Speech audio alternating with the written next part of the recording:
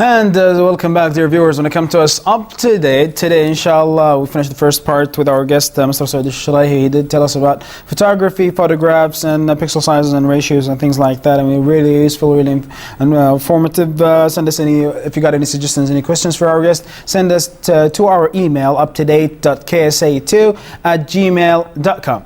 And of course, when it comes to us now, it takes us a great honor to be welcoming our second guest for this episode. When it comes to Mr. AbdulAziz AlOraij, who's an IT AbdulAziz, who's an IT engineer. Welcome, Mr. AbdulAziz. Welcome. Thank you for having me. Absolutely an honor. Sorry for that mistake. Okay, I'm we should have shot on that. I don't know.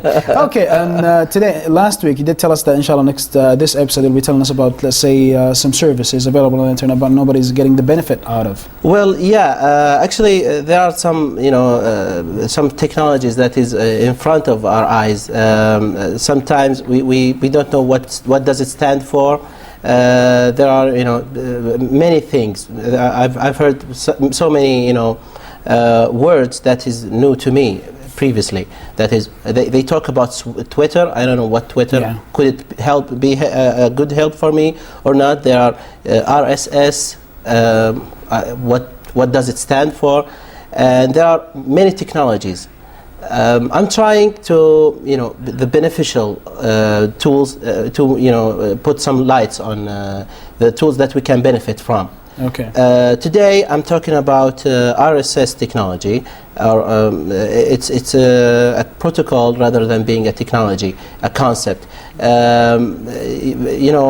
Recently there are many sources for news, IT news. For example, the news in Gaza.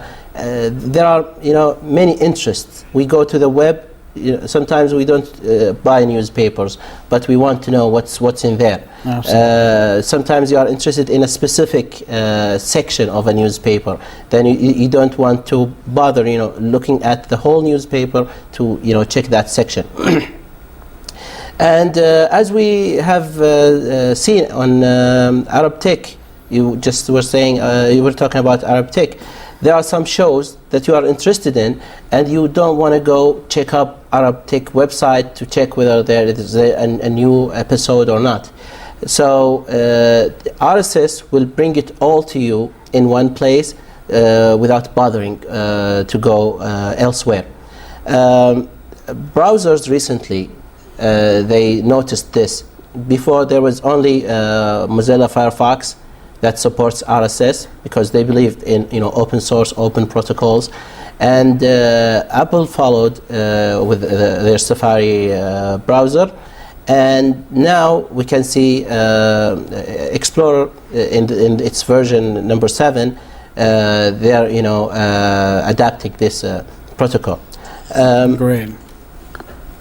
And of course, I mean, let's just inform our viewers, RSS, I mean, as a service, you said it's available on browsers and everything. It's also available on portable mobiles. It's available on some mobiles, certain mobiles. The only real way for you to be using RSS, if you got the link for an RSS provider, protocol provider, as well as you need an internet connection. I mean, sadly, but it's light in size. So supposedly, if you're getting the titles of news or something, I mean, it won't take that long to Actually, currently there are some fridges that supports RSS. RSS from LG and Panasonic, both of them. Exactly. Because LG, I mean, Lucky Gold Star, they're a bit enthusiasts with technology and exactly. Fridges. So RSS for recipes, and you'll see what's the recent recipes today, and you can check a specific website. Okay. Now you got Gmail right there open. Yeah, this is Picasa. Picasa. Okay, we've got to inform our viewers that our first guest, Mr. Saud AlOraij, did tell us about Picasa. This is Picasa. Just write down Picasa by Google, and you'll find the download link for it. It's very, very useful, and hopefully, they'll be benefit. Yeah, and it will help you, and edit your pictures in a very simple way. As we have seen in Arab Tech, for example, there's a show that I'm doing in Arab Tech that is PHP 101. If you want to follow up, if you want to see the most recent episodes, if you have Mac, then you will click here. It's the same, almost the same protocol that RSS uses.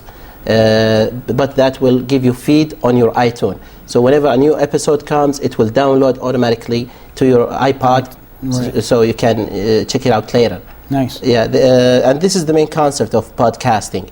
Also, if you want to, in your browser, to check whether a new show has come, you can see this icon here in the Explorer. top right corner. Yeah, yes. it's enabled. In other websites, it's not. So here it's enabled. It means there is an RSS. You can subscribe or join. This is the RSS, and you can choose here to subscribe. Subscribe this feed, and here it goes. Subscribe. Great. And it goes to feeds section here in Internet Explorer. In Internet Explorer. Great. I'm used to use Firefox quite a lot, but due to some technicality, I'm using Explorer. So view my feeds. It will show you all the feeds that you have. For example, it's renewing the ArabTech feed, and there are some other feeds. Great. Here, some news websites. Great. Where, for example, BBC. I'm putting the Arabic websites because I want to show that Arabic is supported in this protocol, RSS. Actually, technically, it's based on any other channels you got there beside those? Yeah, mostly if you go to Wikipedia, you type RSS in Wikipedia, you'll see many websites talking about RSS.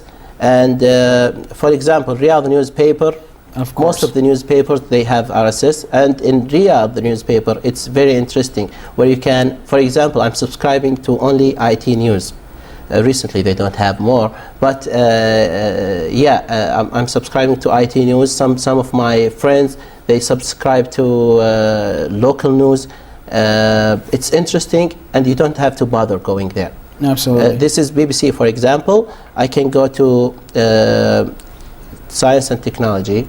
Yes. And we will subscribe to it. Great, absolutely great. And other websites, as you said, I mean, like newspapers. I mean, if you show that web page again of the newspaper, we've got the Riyadh newspaper there, and some newspapers, some channels, some services as well. And they do advertise for it. Let's say on their website that you've got RSS feed, and you can easily just subscribe to it. The logo, funny enough, RSS is available on your mobile. Every mobile, the new generation 3G to be exact, do have RSS onto it. The good thing about it, it doesn't need such let's say big loading content. It's small in size. It's just text. Very thin content, and it's very helpful. It gets updated automatically.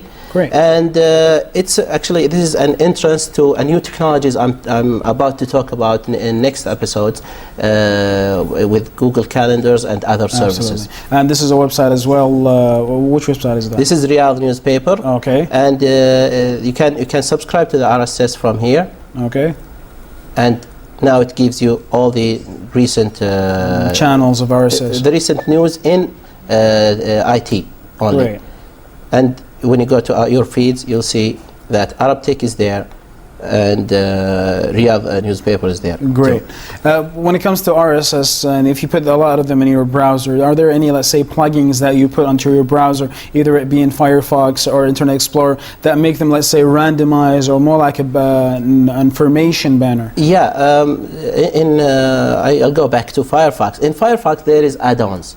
If you go to if you install Firefox on your machine and you go to the add-on pages and you type RSS, you'll see plenty of tools that will be more specific to your needs.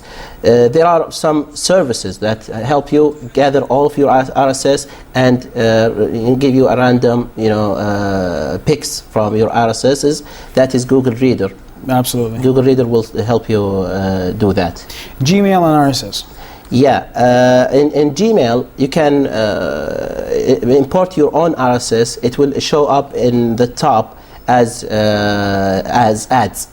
While you're checking your email, you're checking your RSS feeds as well. Absolutely, great. And even in IG, Google IG, your own personal My Google page, you'll see you can put any type of RSS in one page. You can see them all.